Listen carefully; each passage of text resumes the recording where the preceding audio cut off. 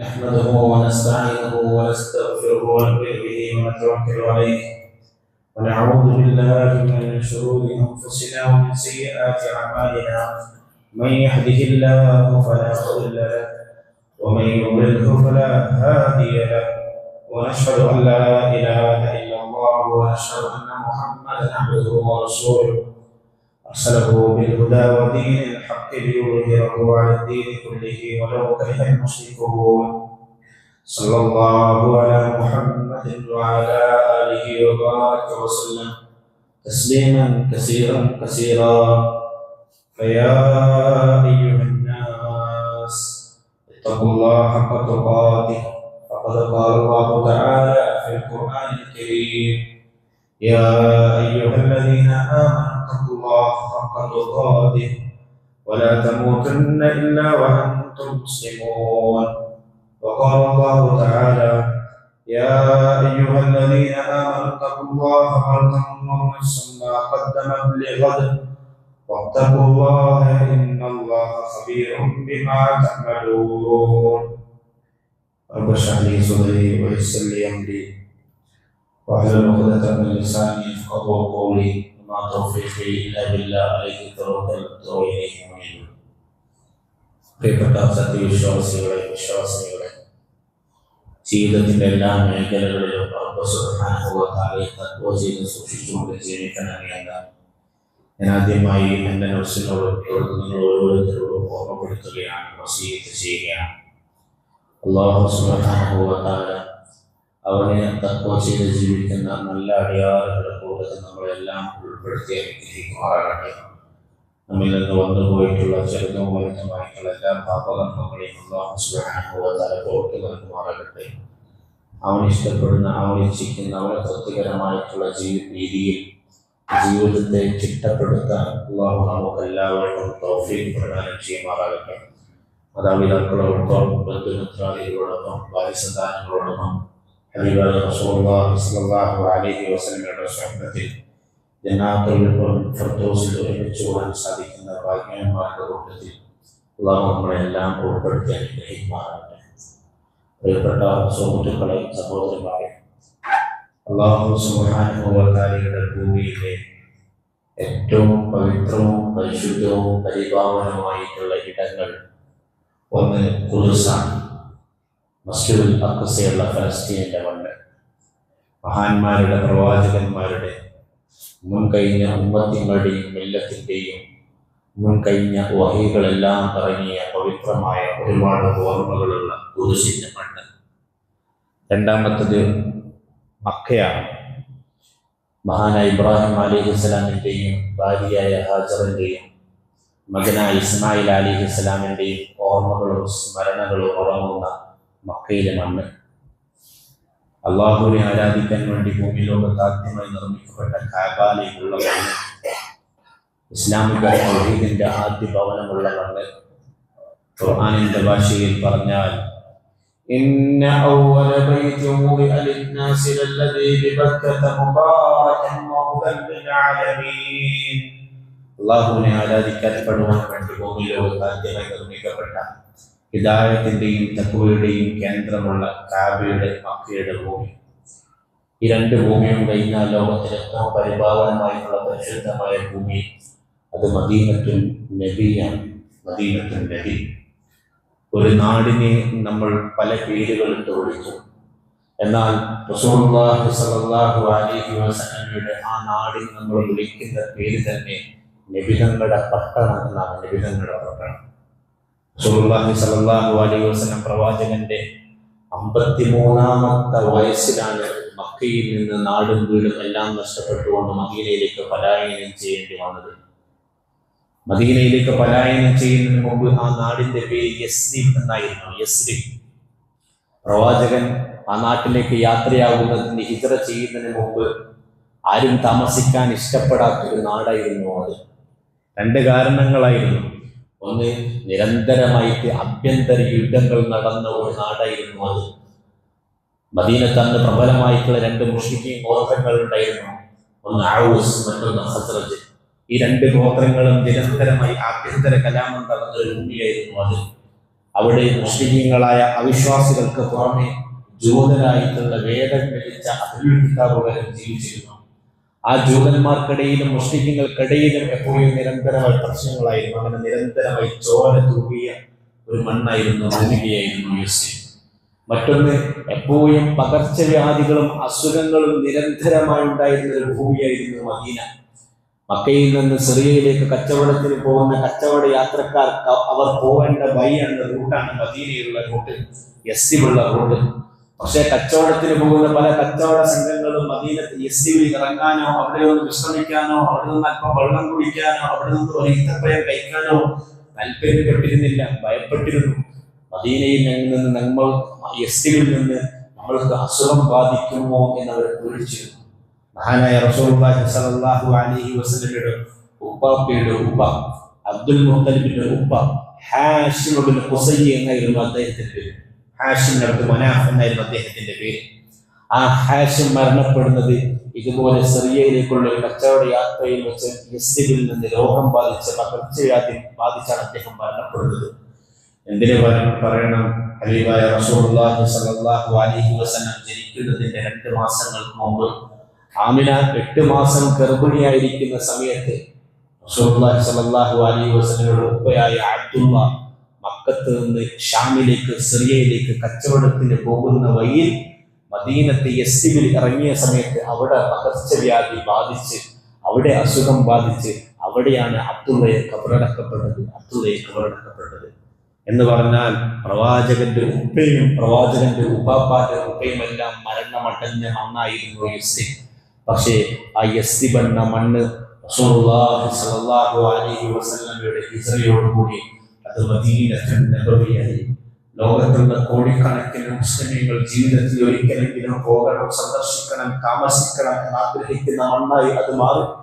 ലോകത്തിലുള്ള ആയിരക്കണക്കിന് മുസ്ലിമീങ്ങൾ ഞങ്ങൾക്കൊരു മരണമുണ്ടെങ്കിൽ ആ നാട്ടിൽ വെച്ച് മരണപ്പെടാൻ കഴിഞ്ഞിരുന്നെങ്കിൽ എന്ന് ദുആയിരക്കാൻ കാരണമാകുന്ന ഒരു മണ്ണായി ആ യസ്രിബ് മാറിത്തീർന്നു. ആ യസ്രിബ് മദീനത്തുൻ നബിയായി തീർന്നു. പ്രവാചകന്റെ 53-ാമത്തെ വയസ്സിലാണ് റസൂലുള്ളാഹി അലൈഹി വസല്ലം മദീനയിലേക്ക് പോകുന്നത്. മദീനയിലേക്ക് എത്തിച്ചേർന്ന സമയത്തും അവിടെ പല രീതിയിലുള്ള അസുഖങ്ങൾ ഉണ്ടായിരുന്നു, പ്രയാസങ്ങൾ ഉണ്ടായിരുന്നു, ബുദ്ധിമുട്ടുകൾ ഉണ്ടായിരുന്നു.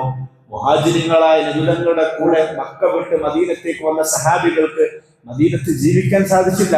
കാരണം മക്ക അവർക്ക് ഏറ്റവും പ്രിയങ്കരമായ ഭൂമിയായിരുന്നു. മക്കയിലെ വെള്ളവും മലഞ്ചെരുവുകളും അവർ സ്വപ്നം കണ്ടു. മക്കയിൽ അവർക്ക് കാബാലയം ഉണ്ടായിരുന്നു, ഹറം ഉണ്ടായിരുന്നു. ഹറമിന്റെ കാബയുടെ നാട് വിട്ടുകൊണ്ടാണ് അവർ മക്കയിൽ നിന്ന് മദീനയിലേക്ക് പലായനം ചെയ്തു വന്നത്. അബൂബക്കർ റളിയല്ലാഹു അൻഹു അസുഖം ബാധിച്ചു, ബിലാൽ ഇബ്നു റബാഹ് അസുഖം ബാധിച്ചു.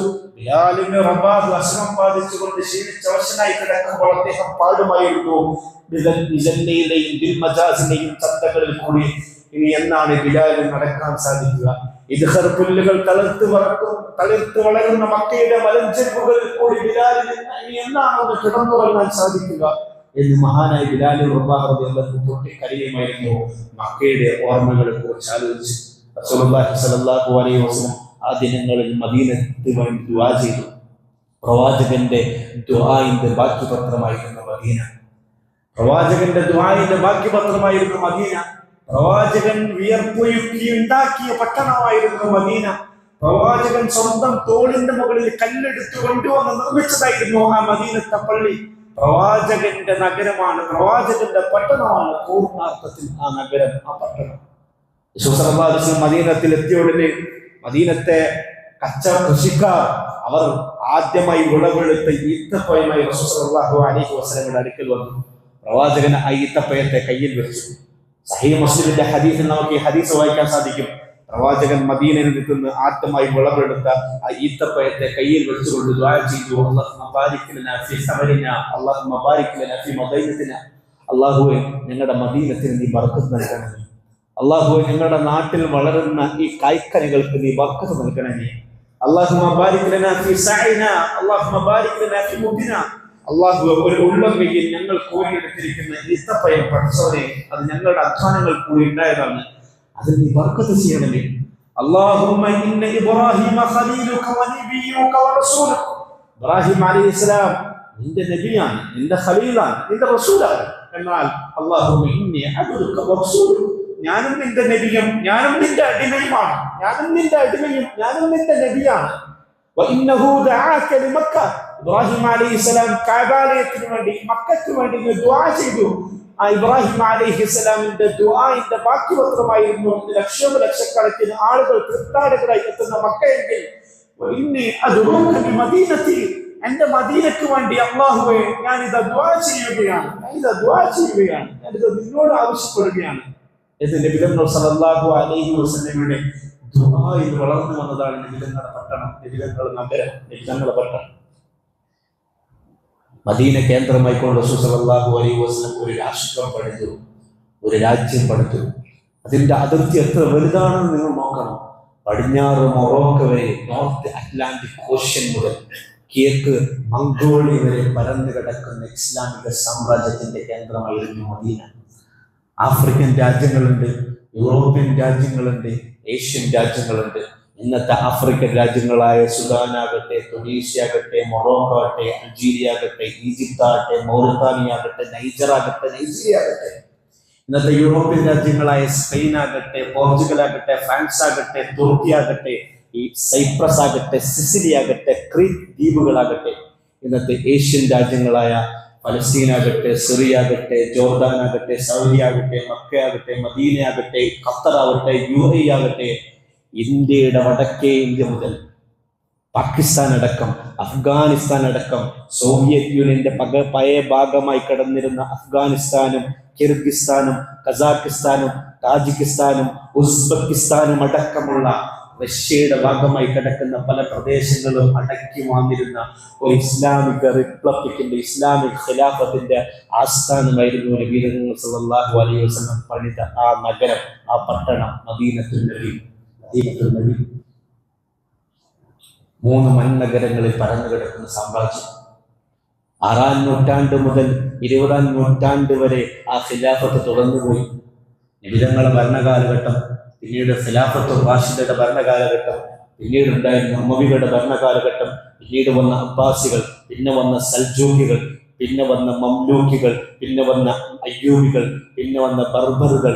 അങ്ങനെ വിവിധങ്ങളായ ഭരണകൂടങ്ങളിലൂടെ ആ രാജ്യത്തിന്റെ വിവിധ ഇടങ്ങളിൽ ഭരണം നടന്നു. ഏറ്റവും ഒടുക്കം ഉസ്മാനി ഖിലാഫത്തോടുകൂടി കഴിഞ്ഞ നൂറ്റാണ്ടിൽ അത് അധപതിച്ചു. കഴിഞ്ഞ നൂറ്റാണ്ടിലാണ് ലോകത്ത് ദേശരാഷ്ട്രങ്ങൾ രൂപപ്പെടുന്നത്, ഓരോരോ നാഷനുകൾ രൂപപ്പെടുന്നത്. കഴിഞ്ഞ ദിവസം ഞാൻ എൻ്റെ വിദ്യാർത്ഥികൾക്ക് സോഷ്യൽ സയൻസ് പഠിപ്പിക്കുകയായിരുന്നു. 10ാം ക്ലാസ്സിലെ സോഷ്യൽ സയൻസ് ടെക്സ്റ്റ് ബുക്കിൽ 2ാമത്തെ പാഠത്തിന്റെ പേര് ലിബർട്ടി, ഇക്വാലിറ്റി, ഫ്രറ്റേണിറ്റി എന്ന് പറയുന്ന പാഠമാണ്. സ്വാതന്ത്ര്യം, സമത്വം, സാഹോദര്യം. ആ പാഠത്തിൽ 18ാം നൂറ്റാണ്ടിൽ ഫ്രാൻസിൽ നടന്ന ഫ്രഞ്ച് വിപ്ലവത്തോടുകൂടിയാണ് ലോകത്ത് ജനാധിപത്യം പുലർന്നത്, ലോകത്ത് സാഹോദര്യം പുലർന്നത്, ലോകത്ത് സമത്വം പുലർന്നത്, ലോകത്ത് ഇക്വാലിറ്റി ഉണ്ടായത് എന്ന് ഞാൻ പഠിപ്പിച്ചു. അത് ലോകത്തിന്റെ വിവിധ രാജ്യങ്ങൾ ഉണ്ടായിരുന്ന കൊളോണിയലിസത്തിനെതിരെയുള്ള യുദ്ധങ്ങൾക്ക് ഫ്രഞ്ച് വിപ്ലവം കാരണമായി എന്ന് ഞാൻ പഠിപ്പിച്ചു. എൻ്റെ മുമ്പിലിരിക്കുന്ന വിദ്യാർത്ഥികൾ എന്നെ നോക്കി ചിരിക്കുന്നു. അവർ അത്ഭുതത്തോടുകൂടി എന്നെ നോക്കുന്നു. അവരിൽ പലരും എന്നോട് ചോദിച്ചു, റസൂലുള്ളാഹി സ്വല്ലല്ലാഹു അലൈഹി വസല്ലം 6-ാം നൂറ്റാണ്ടിൽ 7-ാം നൂറ്റാണ്ടിലായി മദീനത്ത് പണിതൊരു നഗരത്തെ, ആ നഗരത്തിൽ നബി സല്ലല്ലാഹു അലൈഹി വസല്ലം നിർമ്മിച്ചെടുത്തൊരു ഇക്വാലിറ്റി ഇല്ലേ, അതെവിടെ പോയി? നബി സല്ലല്ലാഹു അലൈഹി വസല്ലം ആ മദീനത്തെ പണിതെടുത്തൊരു സാഹോദര്യവും സമത്വവും ജനാധിപത്യവും ഇല്ലേ, അതെവിടെ പോയി? എന്നോട് വിദ്യാർത്ഥികൾ ചോദിച്ചു. നബി സല്ലല്ലാഹു അലൈഹി വസല്ലം ആ പണിത നഗരത്തിൽ, ആ രാഷ്ട്രത്തിൽ ലാ ഇക്റാഹ ഫിദ്ദീൻ, മതത്തിൽ ബലാത്കാരമില്ല. ലക്കും ദീനുക്കും വലിയ ദീൻ, നിങ്ങൾക്ക് നിങ്ങളുടെ മതമനുസരിച്ച് ജീവിക്കാം, ഞങ്ങൾക്ക് ഞങ്ങളുടെ മതമനുസരിച്ച് ജീവിക്കാം എന്ന് നബി സല്ലല്ലാഹു അലൈഹി വസല്ലം മദീനത്തുള്ള ജൂതന്മാരെ പഠിപ്പിച്ചു. മദീനത്തുള്ള ജൂതന്മാർക്ക് അവരുടെ മതമനുസരിച്ച് ജീവിക്കാം, മുസ്ലിങ്ങൾക്ക് അവരുടെ മത ഇഷ്ടാനുസരിച്ച് ജീവിക്കാം, മുസ്ലിങ്ങൾക്ക് അവരുടെ മതമനുസരിച്ച് ജീവിക്കാം. അങ്ങനെ മതസാഹോദര്യം നടപ്പിലാക്കിയ റസൂലുള്ളാഹി സ്വല്ലല്ലാഹു അലൈഹി വസല്ലം മദീനയായിരുന്നു ലോകത്തിൽ ആദ്യമായി മതസ്വാതന്ത്ര്യം സ്ഥാപിക്കപ്പെട്ട ലോകത്തിലെ ആദ്യത്തെ രാഷ്ട്രം. തീർന്നില്ല. നബി സല്ലല്ലാഹു അലൈഹി വസല്ലം ആ മദീനത്ത് പണിത സാഹോദര്യം എത്ര വലുതായിരുന്നു. മക്കയിൽ നിന്ന് സ്വന്തം നാടും കുടുംബവും എല്ലാം നഷ്ടപ്പെട്ടുകൊണ്ട് മദീനയിലേക്ക് പലായനം ചെയ്തു വന്ന മുഹാജിരികൾക്ക് അഭയം നൽകിയ ആളുകൾ അൻസാരികളാണ്. സ്വന്തം വീടും കുടുംബവും പറമ്പും കച്ചവടവും എല്ലാം വേറെ നാട്ടിൽ നിന്ന് വന്ന അഭയാർത്ഥികൾക്ക് എഴുതി കൊടുത്ത അൻസാരികളെക്കാൾ മനുഷ്യ ചരിത്രത്തിൽ ഇത്രയും സുന്ദരമായിട്ടുള്ള സാഹോദര്യം നടന്നിട്ടുണ്ടോ? ഫ്രഞ്ച് വിപ്ലവാനന്തരം സർ ചക്രവർത്തിമാരെ ഫ്രാൻസിന്റെ തെരുവോരങ്ങളിലൂടെ വിപ്ലവം നടത്തിയ വിപ്ലവകാരികൾ കെട്ടിത്തൂക്കി കൊന്ന കഥ, ബൂർബൺ രാജാക്കന്മാരുടെ കഴുത്തുകൾ അറ്റ കഥ, ബില്ലറ്റ് ഉപയോഗിച്ചുകൊണ്ട് ലൂയി 14 അദ്ദേഹത്തിന്റെ ഭാര്യയെയും കൊന്നു തള്ളിയ കഥ നമ്മൾ ഫ്രഞ്ച് വിപ്ലവത്തിൽ പഠിക്കാറുണ്ട്. എന്നാൽ മദീന കേന്ദ്രമാക്കിക്കൊണ്ട് സല്ലല്ലാഹു അലൈഹി വസല്ലം നടപ്പിലാക്കിയ വിപ്ലവത്തിൽ ഒരു മനുഷ്യനെയും കെട്ടിത്തൂക്കിക്കൊണ്ട് കൊന്ന കഥ, വിപ്ലവാനന്തരം കൊന്നു തള്ളിയ കഥ നമുക്ക് വായിക്കാൻ സാധിക്കില്ല. തീർന്നില്ല. വിവിധങ്ങളുടെ സാഹോദര്യം നടപ്പിലാക്കി, വിവിധങ്ങളുടെ സമത്വം നടപ്പിലാക്കി, പരസ്പരമുള്ള ഇക്വാലിറ്റി നടപ്പിലാക്കി.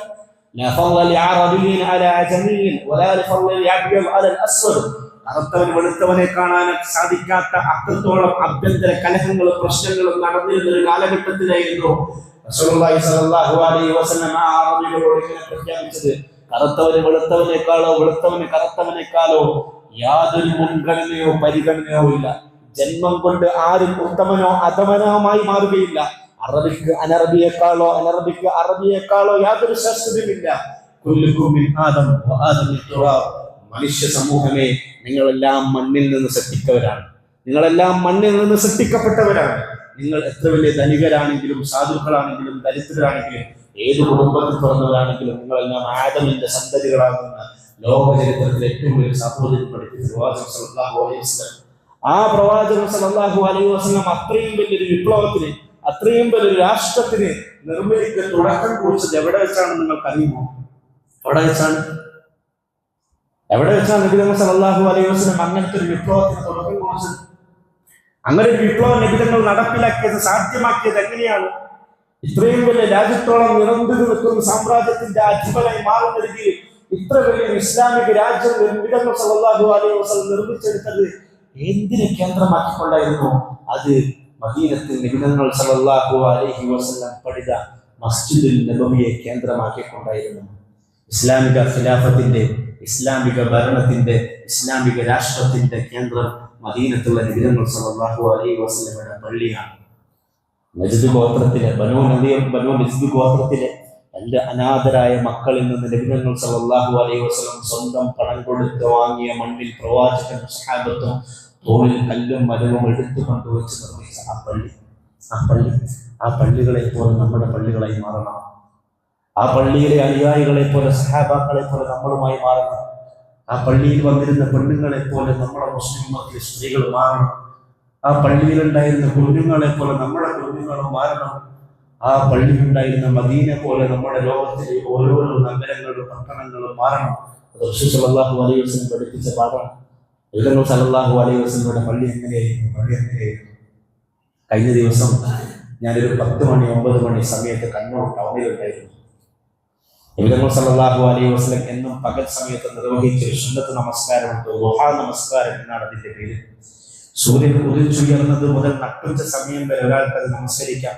പ്രവാചകൻ മക്കത്താണെങ്കിലും മദീനത്താണെങ്കിലും യാത്രയിലാണെങ്കിൽ പോലും ദുഹാ നമസ്കാരം നഷ്ടപ്പെടുത്താറുണ്ടായിരുന്നില്ല. പകൽ സമയത്ത് ഒരു മനുഷ്യൻ അള്ളാഹുവിന് വേണ്ടി ചെയ്യാൻ പറ്റുന്ന ഏറ്റവും നല്ല ഇബാദത്തുള്ള ഒന്നാണ് ദുഹാ നമസ്കാരം.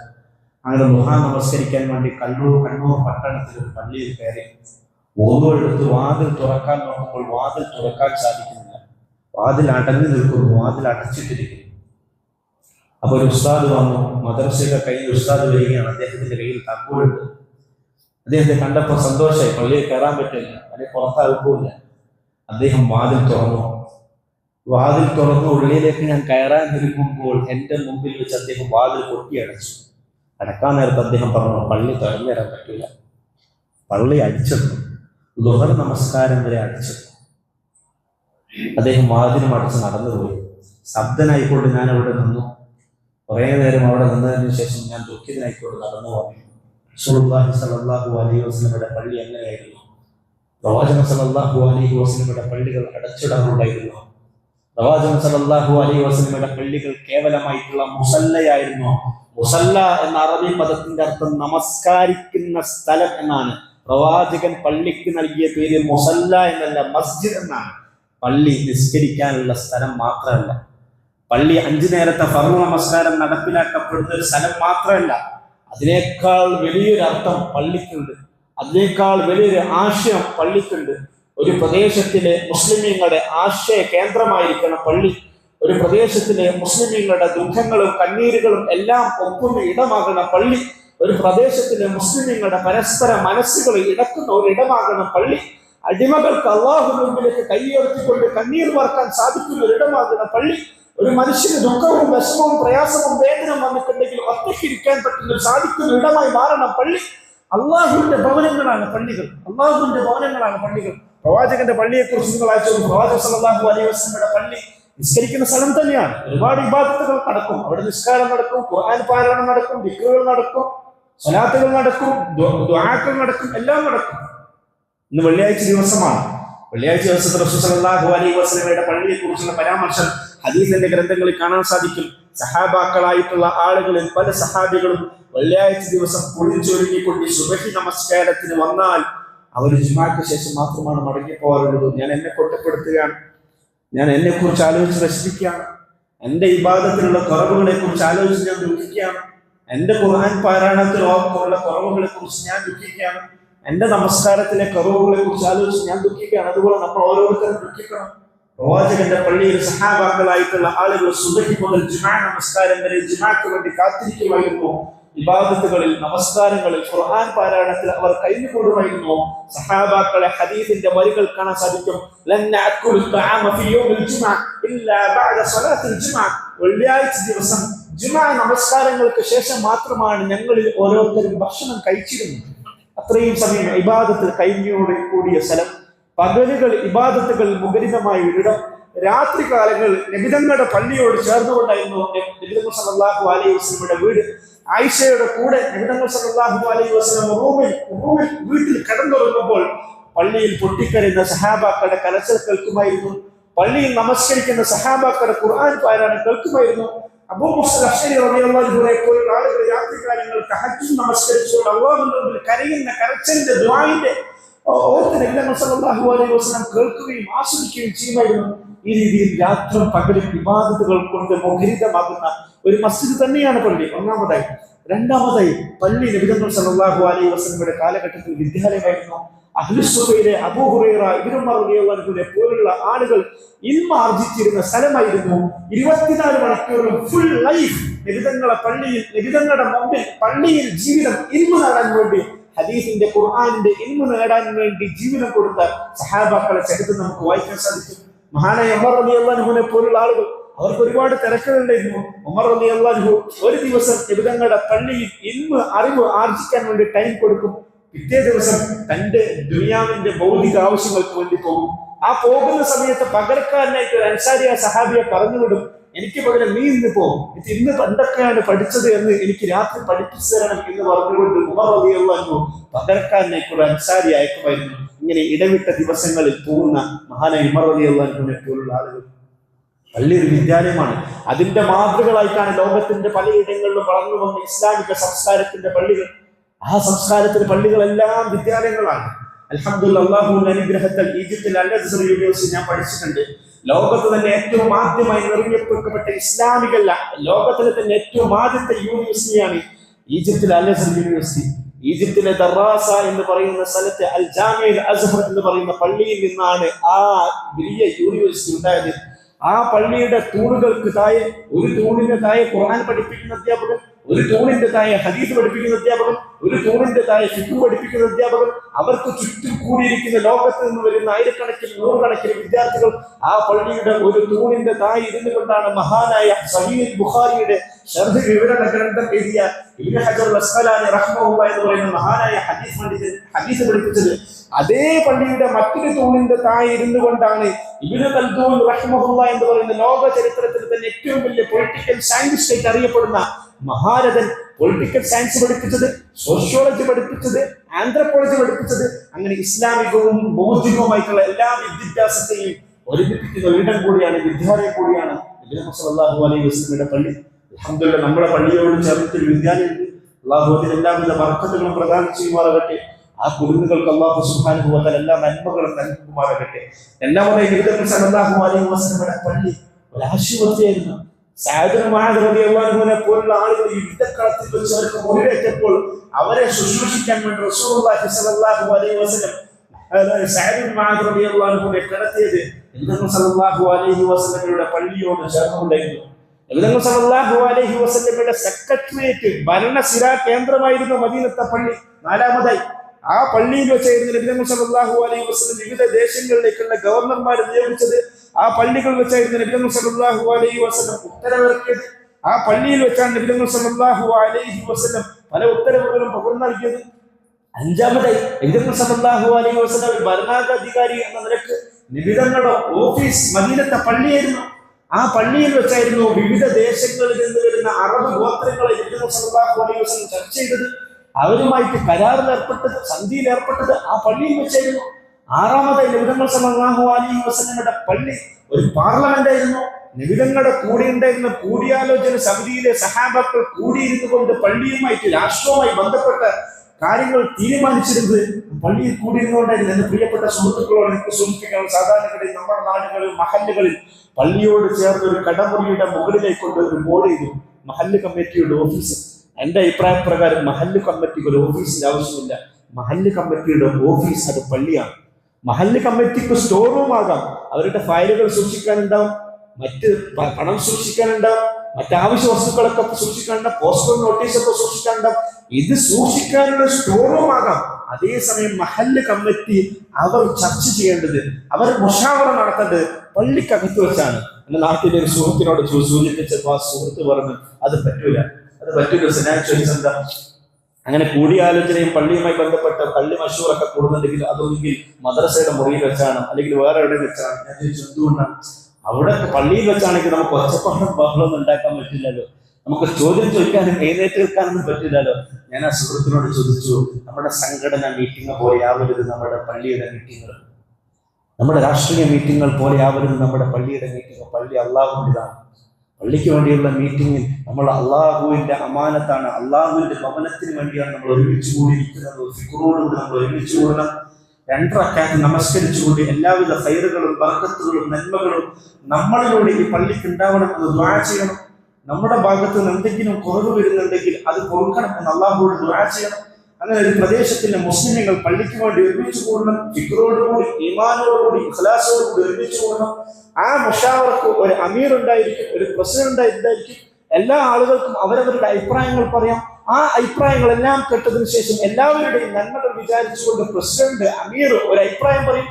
ആ അഭിപ്രായത്തെ റസൂലുള്ളാഹി സ്വല്ലല്ലാഹു അലൈഹി വസല്ലം പറഞ്ഞതുപോലെ ആ പള്ളി കമ്മിറ്റിയിൽ എല്ലാവരും അനുസരിക്കണം, എല്ലാവരും കേൾക്കണം. ആ പരസ്പര സാഹോദര്യത്തോടുകൂടി, ആ അനുസരണയോടുകൂടിയാണ് നബി സല്ലല്ലാഹു അലൈഹി വസല്ലം പഠിപ്പിച്ചത്. അങ്ങനെ പോയാൽ മാത്രമേ ഒരു പ്രദേശത്തിലെ മുസ്ലിങ്ങൾക്ക് വളരാൻ സാധിക്കൂ. പറഞ്ഞു വന്നത് നബി സല്ലല്ലാഹു അലൈഹി വസല്ലമയുടെ പള്ളി ഒരു പാർലമെന്റ് ആയിരുന്നു. 7-ാമതായി നബി സല്ലല്ലാഹു അലൈഹി വസല്ലമയുടെ പള്ളി അതൊരു കോടതിയായിരുന്നു.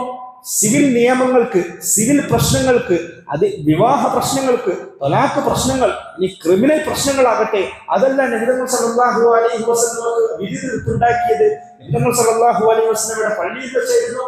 നബി 9-ാമതായി നബി സല്ലല്ലാഹു അലൈഹി വസല്ലമയുടെ സഹാബാക്കൾ കായിക അധ്വാനത്തിൽ ഏർപ്പെട്ടത്, യുദ്ധത്തിന് വേണ്ടിയുള്ള കായിക അധ്വാനം നടത്തിയത്, അമ്പെയ്ത്ത് പോലുള്ള കുന്തമേതകൾ പോലുള്ള കായിക അഭ്യാസം നടത്തിയത് നബി സല്ലല്ലാഹു അലൈഹി വസല്ലമയുടെ പള്ളിയുടെ മുറ്റത്ത് വെച്ചായിരുന്നു. അങ്ങനെ സഹാബാക്കൾ കായിക അധ്വാനം നടത്തുന്നത് നബി സല്ലല്ലാഹു അലൈഹി വസല്ലം മഹദിയായ ആയിഷ റളിയല്ലാഹു അൻഹയും നോക്കി നിന്നത് ഹദീസിന്റെ ഗ്രന്ഥങ്ങൾ നമുക്ക് വായിക്കാൻ സാധിക്കും, നമുക്ക് കാണാൻ സാധിക്കും. ഈ അർത്ഥത്തിൽ ഒരു പ്രദേശത്തിന്റെ മുസ്ലിമുകളുടെ എല്ലാ വിഷയങ്ങളും ഉൾക്കൊള്ളുന്നതാണ് പള്ളി. അള്ളാഹുവിന്റെ ഭവനമാണ്. ആ അടിസ്ഥാനത്തിലുള്ള ഗൗരവം ഉണ്ടാവണം, ബഹുമാനം ഉണ്ടാവണം. ഞാൻ അത്ഭുതപ്പെടുകയാണ്, നമ്മുടെ നാട്ടിലെ പള്ളികളിൽ മലക്കുകൾ ഉണ്ടോ എന്ന് അത്ഭുതപ്പെടുകയാണ്. കാരണം റസൂൽ സല്ലല്ലാഹു അലൈഹി വസല്ലം പഠിപ്പിച്ചു, നിങ്ങൾ വെളുത്തുള്ളി കഴിച്ചിട്ട് പള്ളിയിലേക്ക് വരാൻ പാടില്ല, കാരണം അതിന് ദുർഗന്ധം ഉണ്ടാക്കും. ആ ദുർഗന്ധം മലക്കുകൾക്ക് സഹിക്കാൻ സാധിക്കില്ല എന്ന് നബി സല്ലല്ലാഹു അലൈഹി വസല്ലം പഠിപ്പിച്ചു. നമ്മളുടെ നാടുകളിലൊക്കെ സാർവത്രികമായി പള്ളികളിൽ കാർപ്പറ്റുകൾ ഉപയോഗിക്കാറുണ്ട്. പക്ഷേ നനഞ്ഞ കാലുകളോട് കാർപ്പറ്റുകൾ കയറുകയും ആ കാർപ്പറ്റിൽ ഉണ്ടാകുന്ന ദുർഗന്ധം ഉണ്ടാകുന്ന പള്ളികളിൽ അള്ളാഹുവിന്റെ മലക്കുകൾ ഉണ്ടാകുമോ എന്ന് നമ്മൾ ഭയപ്പെടണം. പറഞ്ഞു വരുന്നത് പള്ളിയോട് എല്ലാവിധ ആദരവും ബഹുമാനവും അള്ളാഹുവിന്റെ പള്ളിയാണെന്നുള്ള ബോധ്യത്തോടുകൂടി ആ പള്ളിയെ ഒരു പ്രദേശത്തിലെ മുസ്ലിമുകളുടെ എല്ലാം ഉദ്ദേശ ആവശ്യങ്ങൾക്ക് നിർവഹിക്കപ്പെടാൻ സാധിക്കണം. നബി സല്ലല്ലാഹു അലൈഹി വസല്ലം പ്രബോധന ദൗത്യം ചെയ്തത് നബിയുടെ മദീനത്തെ പള്ളിയിൽ വെച്ചായിരുന്നു. ക്രിസ്ത്യാനികൾ ഇസ്ലാം സ്വീകരിക്കാൻ വരും, ജൂതന്മാരായിട്ടുള്ള ആളുകൾ ക്രിസ്ത്യാനി സ്വീകരിക്കാൻ വരും, മുസ്ലിങ്ങൾ ഇസ്ലാം സ്വീകരിക്കാൻ വരും. അവർക്ക് ഇസ്ലാമിക പ്രബോധനം നൽകിയത് സല്ലല്ലാഹു അലൈഹി വസല്ലമയുടെ പള്ളിയിൽ വെച്ചായിരുന്നു. എന്തിന് പറയുന്നു? പ്രവാചകന്റെ പള്ളി ഒരു ജയില് കൂടിയായിരുന്നു. സുമാമത്തുൽ ഉസാൽ എന്ന പേരുള്ള നജ്ദുകാരനായ ഒരു ഗോത്ര തലവനുണ്ട്. അദ്ദേഹം നബി സല്ലല്ലാഹു അലൈഹി വസല്ലമയോട് ഏറെ വെറുപ്പും വിദ്വേഷമുള്ള മനുഷ്യനായിരുന്നു. നബി സല്ലല്ലാഹു അലൈഹി വസല്ലമയുടെ സഹാബാക്കളെ പലയിടത്തു നിന്നും അദ്ദേഹം വകവരുത്തിയിട്ടുണ്ട്, കൊന്നിട്ടുണ്ട്. എന്നോടുള്ള അത്രയും ശത്രുതയുള്ള വ്യക്തിയായിരുന്നു അദ്ദേഹം. ഒരിക്കൽ അദ്ദേഹം തന്റെ നാട്ടിൽ നിന്ന് മക്കത്തേക്ക് യാത്ര ചെയ്യുമ്പോൾ അദ്ദേഹത്തിന്റെ നാട്ടിൽ നിന്ന് മക്കത്തേക്ക് യാത്ര ചെയ്യണമെങ്കിൽ മദീനത്ത് കൂടി പാസ് ചെയ്ത് പോകണം. രാത്രിയുടെ മറവിൽ ആരും കാണാതെ അദ്ദേഹം രക്ഷപ്പെട്ട് അദ്ദേഹത്തിന്റെ കൂടെയുള്ള പരിവാരങ്ങളോട് ഒന്നിച്ച് മക്കയത്തേക്ക് യാത്ര പോവുകയാണ്. നബി സല്ലല്ലാഹു അലൈഹി വസല്ലം ഓർഡർ കൊടുത്തിട്ടുണ്ട്, സുമാമത്തുൽ ഉസാലിനെ എവിടെ വെച്ച് കണ്ടാലും കൊലപ്പെടുത്തണം എന്ന് ഓർഡർ കൊടുത്തിട്ട്. കാരണം അത്രത്തോളം സഹാബാക്കളെ, അത്രത്തോളം മുസ്ലിമീങ്ങളെ വകവരുത്തിയ കൊല്ലിയ മുസ്ലിക്ക് നേതാവായിരുന്നു അദ്ദേഹം, യമാമയുടെ നേതാവായിരുന്നു. അങ്ങനെ മക്കത്തേക്ക് പോകുന്ന വഴി സുമാമത്തുൽ ഉസാലിനെ മുസ്ലിം സഹാബാക്കൾ പിടികൂടി. സഹാബാക്കൾക്ക് ഇത് ആരാണെന്ന് മനസ്സിലായില്ല. ആരാണെന്ന് മനസ്സിലാക്കിയിട്ടുണ്ടെങ്കിൽ അപ്പം തന്നെ കൊല്ലുമായിരുന്നു. കാരണം നബിയുടെ കൽപ്പനയുണ്ട്, അത്രത്തോളം മുസ്ലിം സഹാബാക്കളെ വകവരുത്തിയ മനുഷ്യനാണ്. അവർ സുമാമത്തുൽ ഉസാലിനെ കൂടി നബി സല്ലല്ലാഹു അലൈഹി വസല്ലമയുടെ അടുക്കൽ കൊണ്ടുവന്നു. നബി സല്ലല്ലാഹു അലൈഹി വസല്ലമക്ക് കണ്ട ഉടനെ മനസ്സിലായി സുമാമത്തുൽ ഉസാലാണ്. നബി സല്ലല്ലാഹു അലൈഹി വസല്ലം സുമാമത്തുൽ ഉസാലിനോട് പുഞ്ചിരിച്ചു. ഏറ്റവും മദീനത്തെ പള്ളിയുടെ ഒരു തൂണിൽ ആ മനുഷ്യനെ കെട്ടിയിടാൻ പറഞ്ഞു. നബി സല്ലല്ലാഹു അലൈഹി വസല്ലം ഒന്നും കിട്ടിയില്ല. പോയി പിറ്റേ ദിവസം വന്ന് ചോദിച്ചു, എങ്ങനെയുണ്ട് സുമാമ, എന്തെങ്കിലും വിശേഷം? സുമാമത്തുൽ ഉസാൽ പറഞ്ഞു, എന്നെ നിങ്ങൾ വധിക്കുകയാണെങ്കിൽ നിങ്ങൾക്ക് വധിക്കാനുള്ള എല്ലാ അർഹതയുണ്ട്. കാരണം നിങ്ങളുടെ ഒരുപാട് അനുയായികൾ ഞാൻ കൊണ്ടിട്ടുണ്ട്. പക്ഷെ നിങ്ങൾ എന്നോട് അനുകമ്പയും കരുണയും കാണിക്കുകയാണെങ്കിൽ ഞാൻ നന്ദിയുള്ളവരായിരിക്കും. നബി സല്ലല്ലാഹു അലൈഹി വസല്ലം പറഞ്ഞു, സുമാമ നീ ഇവിടെ നിൽക്കുക എന്ന് പറഞ്ഞു. 3 ദിവസം കൂടെയുള്ള സഹാബാക്കളോട് സുമാമത്തുൽ ഉസാലിനോട് ഏറ്റവും നല്ല മര്യാദയിലും ആദരവിലും പെരുമാറണമെന്ന് നബി സല്ലല്ലാഹു അലൈഹി വസല്ലം കൽപ്പിച്ചു. 2ാമത്തെ ദിവസം സുമാമത്തുൽ ഉസാലിനോട് കുശലാന്വേഷണം നടത്തി. 3ാമത്തെ ദിവസം സുമാമത്തുൽ ഉസാലിനോട് കുശലാന്വേഷണം നടത്തി. അദ്ദേഹം അപ്പോഴും പള്ളിയുടെ തൂണിൽ കെട്ടിയിടപ്പെട്ടവനാണ്. 3ാമത്തെ ദിവസത്തെ ശേഷം നബി സല്ലല്ലാഹു അലൈഹി വസല്ലം സുമാമത്തുൽ ഉസാലിന്റെ അടുക്കൽ വന്ന് ചോദിച്ചു, സുമാമ നിനക്ക് പോകാം. സഹാബാക്കളോട് അദ്ദേഹത്തിന്റെ കയറയിക്കാൻ പറഞ്ഞു. അദ്ദേഹത്തെ വെറുതെ വിടാൻ പറഞ്ഞു. സഹാബാക്കൾക്ക് അത്ഭുത പരിബന്ധത്തിൽ നിന്നു. ഇത്രയും മുസ്ലിമീങ്ങളെ സഹാബാക്കളെ കൊന്നൊടുങ്ങിയ മനുഷ്യനെ വെറുതെ വിടുകയാണോ? ഇദ്ദേഹം യമാമയിലെ ഗോത്രത്തിന്റെ തലവനാണ്. അദ്ദേഹം ഇനിയും യുദ്ധത്തിനെ വരൂല, ഇനിയും നമ്മളെ കൊലപ്പെടുത്തൂല എന്നൊക്കെ സഹാബാക്കൾ ചോദിച്ചു. നബി സല്ലല്ലാഹു അലൈഹി വസല്ലം സുമാമയെ വെറുതെ വിടാൻ പറഞ്ഞു. സുമാമത്തുൽ ഉസാൽ പള്ളിയിൽ നിന്ന് പുറത്തിറങ്ങി മദീനയിലെ ഒരു ജലാശയത്തിൽ പോയിട്ട് ശരീരം മുഴുവൻ ശുദ്ധിയാക്കി കുളിച്ച് റെഡിയായി നബിതങ്ങളെ പള്ളിയിലേക്ക് തന്നെ മടങ്ങി വന്നു. നബിതങ്ങളുടെ മുമ്പിൽ കരഞ്ഞുകൊണ്ടിട്ട് പറയുക, റസൂലുള്ളാഹ് അശ്ഹദു അല്ലാ ഇലാഹ ഇല്ലല്ലാഹു വ അന്ന മുഹമ്മദ റസൂലുള്ളാഹ്, അല്ലാഹുവിന്റെ റസൂലേ, ഞാനിതാ ഇസ്ലാം സ്വീകരിക്കുകയാണ്. എന്നെ പിടികൂടുന്നതിന് മുമ്പ് എനിക്ക് ലോകത്ത് ഏറ്റവും വെറുക്കപ്പെട്ട മനുഷ്യൻ താങ്കളായിരുന്നു. ഞാൻ ഏറ്റവും കൂടുതൽ വെറുത്ത മതം നിങ്ങളുടെ മതമായിരുന്നു. ഞാൻ ഏറ്റവും കൂടുതൽ വെറുത്ത നാട് നിങ്ങളുടെ നാടായിരുന്നു. ഞാൻ ഏറ്റവും വെറുത്ത ഗേഹം നിങ്ങളുടെ പള്ളിയായിരുന്നു. എന്നാൽ 3 ദിവസം നിങ്ങളുടെ കൂടെ ഞാൻ ജീവിച്ചപ്പോൾ എനിക്ക് ഏറ്റവും ഇഷ്ടപ്പെട്ട മനുഷ്യനായി നിങ്ങൾ മാറി. എനിക്ക് ഏറ്റവും ഇഷ്ടപ്പെട്ട നാടായി നിങ്ങളുടെ നാട് മാറി. എനിക്ക് ഏറ്റവും ഇഷ്ടപ്പെട്ട ആൾക്കാരായി നിങ്ങൾ മാറി. ഇങ്ങനൊരു മാറ്റം സുമാമത്തുൽ ഉസാലിന് വരാൻ കാരണമായത് 3 ദിവസം നബിതങ്ങളുടെ പള്ളിയിൽ സഹാബാക്കൾ അദ്ദേഹം കണ്ടു. സഹാബാക്കളെ ഇബാദത്ത് കണ്ടു, സഹാബാക്കളുടെ പെരുമാറ്റം കണ്ടു, അവരുടെ സ്വഭാവം കണ്ടു. പ്രിയ സുഹൃത്തുക്കളെ, നമ്മുടെ കൂടെ നമ്മുടെ പള്ളിയിൽ വരുന്ന ഒരു മനുഷ്യന് നമ്മളെ കാണുമ്പോൾ, നമ്മുടെ നമസ്കാരം കാണുമ്പോൾ, നമ്മുടെ പെരുമാറ്റം കാണുമ്പോൾ, നമ്മുടെ സൽസ്വഭാവം കാണുമ്പോൾ അയാൾക്ക് മുസ്ലിമാവാൻ സാധിക്കണം. ഇത് അല്ലാഹുവിന്റെ ദീനാണ്, ഇത് റബ്ബിന്റെ മതമാണ്, ഇത് നമ്മുടെ ആരുടെയും മതമല്ല. ഇതിന്റെ മാലോകർക്ക് തുറന്നു കൊടുക്കാൻ നമുക്ക് സാധിക്കണം. മാലോകരോട് ഇതിന്റെ ദിവ്യ സന്ദേശം പകർന്നു നൽകാൻ നമുക്ക് സാധിക്കണം. ഇൻഷാ അല്ലാഹ് അടുത്ത വെള്ളിയാഴ്ച നമ്മുടെ പള്ളിയിൽ ഒരു സൗഹൃദ ജുമാഅത്ത് നമ്മൾ ഉദ്ദേശിക്കുകയാണ്. നമ്മുടെ പ്രദേശത്തുള്ള മറ്റു മതത്തിൽപ്പെട്ട അന്യ സഹോദരങ്ങളായിട്ടുള്ള മതത്തിൽപ്പെട്ട ആളുകൾ നമ്മുടെ പള്ളിയിലേക്ക് ക്ഷണിക്കുന്നു. ഇൻഷാ അല്ലാഹ് അവര് കൂടി നമ്മുടെ പള്ളിയിൽ പങ്കെടുക്കും, നമ്മുടെ ജുമാഅത്ത് പങ്കെടുക്കും. നമ്മുടെ ജുമാ നമസ്കാരത്തിന് നമ്മൾ സാക്ഷിയാകും. ഈ മതത്തിനെ, ഈ ദീനിനെ, ഈ ഖുർആനിനെ തുറന്നു വെക്കാനാണ് നബി സല്ലല്ലാഹു അലൈഹി വസല്ലം പഠിപ്പിക്കുന്നത്. തുറന്ന് പഠിപ്പിക്കാണ് റസൂൽ സല്ലല്ലാഹു അലൈഹി വസല്ലം പഠിപ്പിക്കുന്നത്. റസൂലുള്ളാഹി സല്ലല്ലാഹു അലൈഹി വസല്ലം ആ നന്മകളിലേക്ക് മുന്നേറാൻ അല്ലാഹു നമുക്കൊക്കെ തൗഫീഖ് പ്രദാനം ചെയ്യുമാറാകട്ടെ.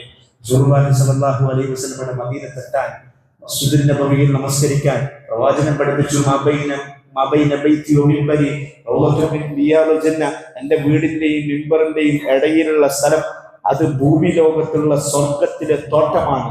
റൗളത്തുൻ നബി സല്ലല്ലാഹു അലൈഹി വസല്ലം, ആ റൗളയിൽ വെച്ച് നമസ്കരിക്കാൻ, റസൂലുള്ളാഹി സ്വല്ലല്ലാഹു അലൈഹി വസല്ലമയെ സന്ദർശിക്കാൻ, പ്രവാചകന്റെയും തൊട്ടടുത്ത് കിടക്കുന്ന അബൂബക്കറിനെയും ഉമറിനെയും അസ്സലാമു അലൈക യാ റസൂലല്ലാഹ്, അസ്സലാമു അലൈക യാ അബൂബക്കർ, അസ്സലാമു അലൈക യാ ഉമർ എന്ന് ദുആ ചെയ്യാൻ അല്ലാഹു നമുക്കൊക്കെ തൗഫീഖ് പ്രദാനം ചെയ്യുമാറാകട്ടെ. മദീനത്ത് അണിയുവാൻ, മദീനത്ത് എത്തുവാൻ, മദീനയെ കാണുവാൻ അല്ലാഹു നമുക്കെല്ലാം തൗഫീഖ് പ്രദാനം ചെയ്യുമാറാകട്ടെ.